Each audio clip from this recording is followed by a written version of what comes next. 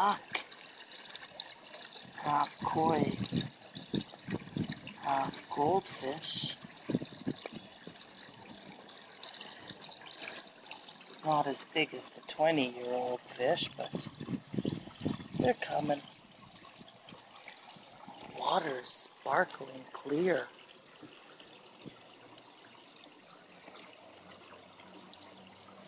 On the 8th of April, 2014, spring is coming to life. I did some work and cleaned out behind there. There's always so much to do this time of year. I haven't even begun the front yard. The front yard. It's still soggy. It looks dry back here because it's all cobbled. But in the front yard, it's sopping wet and you sink out of sight. But it's windy, so things will dry up. Tomorrow's supposed to rain. The rain helps get everything growing. Every day now, the yellow flag is growing. Looks like it's grown again overnight. This time of year it'll grow very quickly.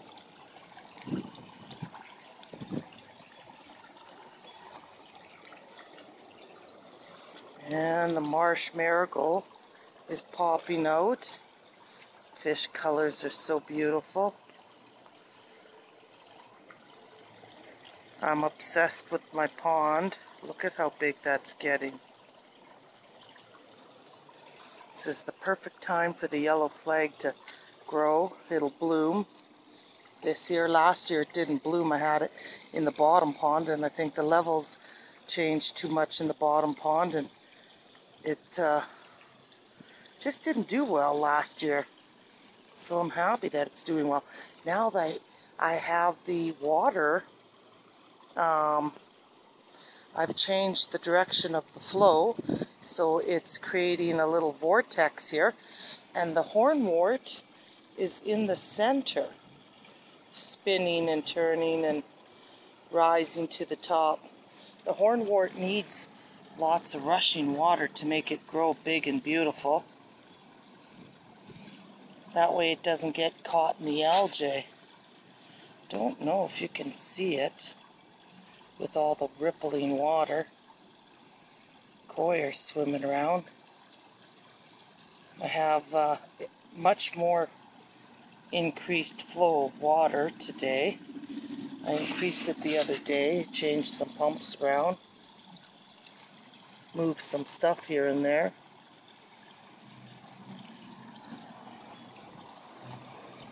It's good to get the pumps going at maximum in the spring, and then you'll avoid large amounts of string algae. And the big koi did very well and survived the minus 40 below we had this winter, several bouts of it.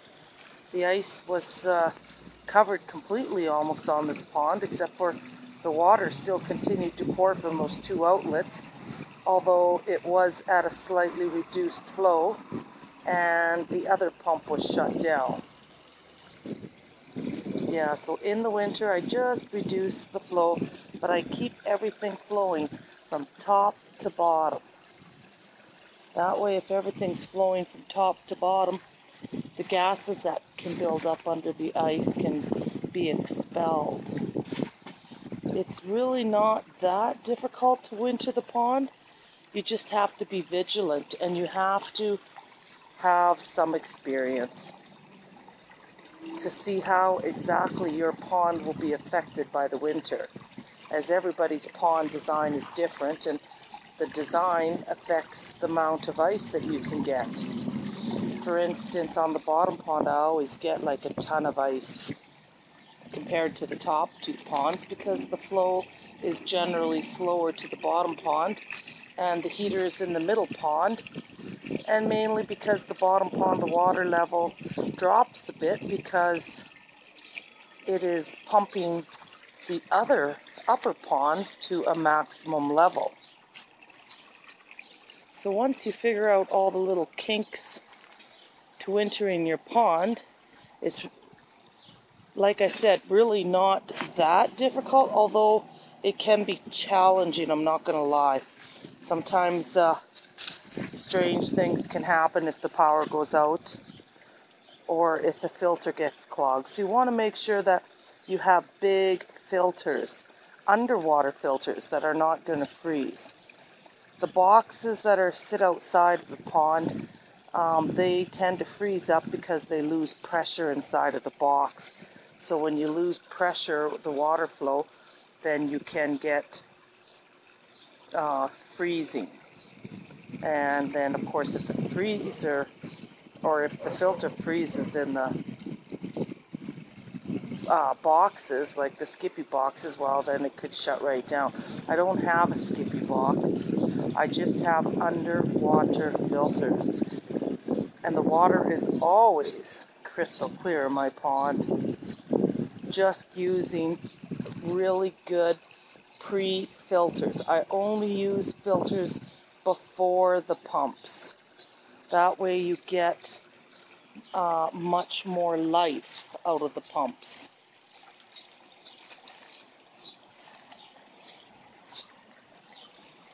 And I think there's a pre-filter right there, a double one.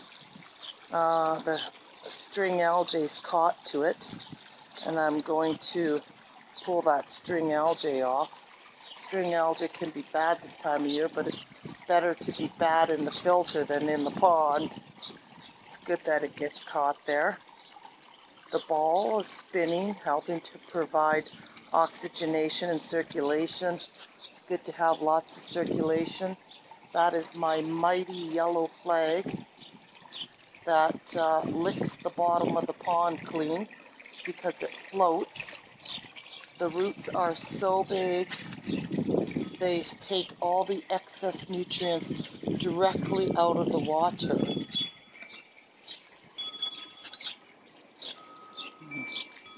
I have junk hanging everywhere, people. And I can't believe there was snow just like a week or so ago, and now things are coming back so nice. There's the yellow flag again, starting to come back. It floats naturally. The bulbs are naturally, they just naturally float. And if you get a large enough clump, it'll float perfectly. It'll always be upright. And you can see the roots there. The fish love to hide under the roots, and they winter under the roots of the yellow flag. They find food in the roots of the yellow flag, and they nest and sleep there all winter long. So the yellow flag is a good home, and it's a powerful cleaner for photosynthesis filtration. I just use plants and underwater filters. There's really nothing fancy in my pond. It's simple mechanics.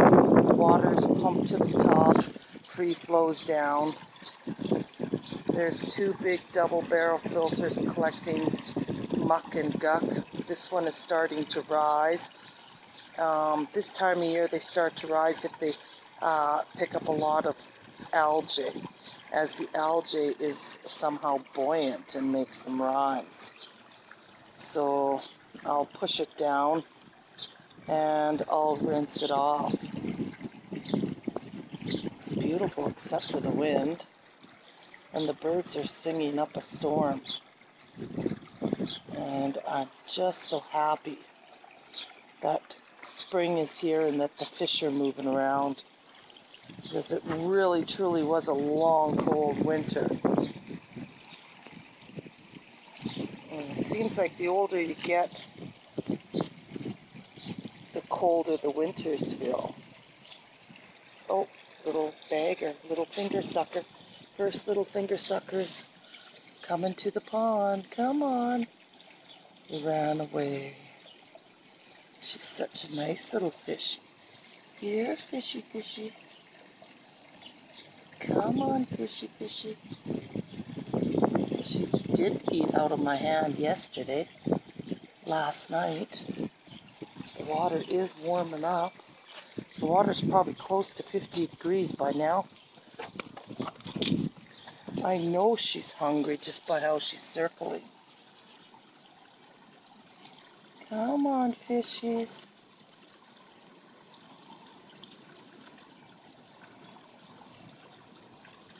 If the water isn't too cold for the hand, then it should be okay to feed them. Although the water still feels cold, barely 50.